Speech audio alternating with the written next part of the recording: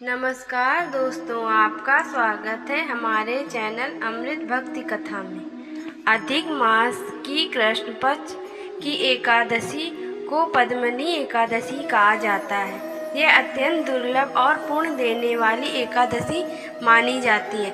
मानता है कि इस व्रत को श्रद्धा से करने पर भगवान विष्णु की विशेष कृपा प्राप्त होती है और जीवन के बड़े से बड़े कष्ट दूर हो जाते हैं। बहुत समय पहले की बात है।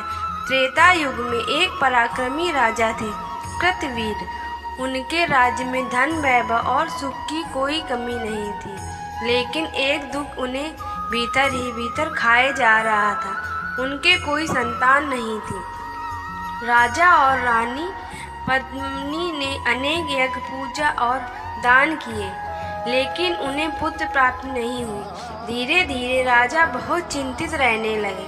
तब रानी पद्मिनी ने कहा, स्वामी, संसार में भगवान की भक्ति से बढ़कर कोई उपाय नहीं है। हमें तपस्या करनी चाहिए।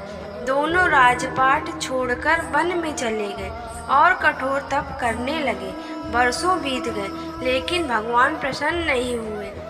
रानी पद्मिनी का शरीर तपस्या करते करते कमजोर हो गया, पर उनकी श्रद्धा अटूट रही। एक दिन वहाँ महान तपस्विनी अनसुईया माता आई। रानी ने विनम्रता होकर उनसे पूछा, माता, ऐसा कौन सा व्रत है जिससे भगवान विष्णु शीघ्र प्रसन्न हो?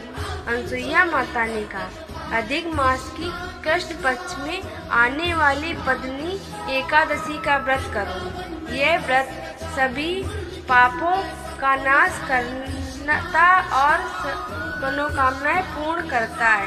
रानी पद्मिनी ने पूरे नियम और श्रद्धा से व्रत किया।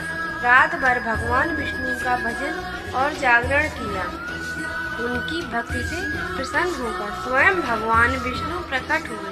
भगवान ने कहा, हे देवी, मैं तुम्हारी भक्ति से अत्यंत प्रसन्न हूँ, वर मांगो। रानी ने हाथ जोड़कर कहा, प्रभु, हमें एक तेजस्वी पुत्र प्राप्त हो। भगवान विष्णु ने उन्हें आशीर्वाद दिया। कुछ समय बाद रानी ने एक दिव्य पुत्र को जन्म दिया, जिसका नाम कीर्तवीर अर्जुन रखा गया। वह आगे चलकर महान और पराक्रमी राजा बना। इस प्रकार पद्मिनी एकादशी का व्रत करने से राजा और रानी की मनोकामना पूर्ण हुई। सच्ची श्रद्धा और धैर्य कभी व्यर्थ नहीं होती है। भगवान विष्णु की भक्ति जीवन के सभी दुख और दूर कर देती है। पद्मिनी एकादशी का व्रत सुख, समृद्धि और संतान प्राप्ति का आशीर्वाद देता है। बोलो जय हरि विष्णु।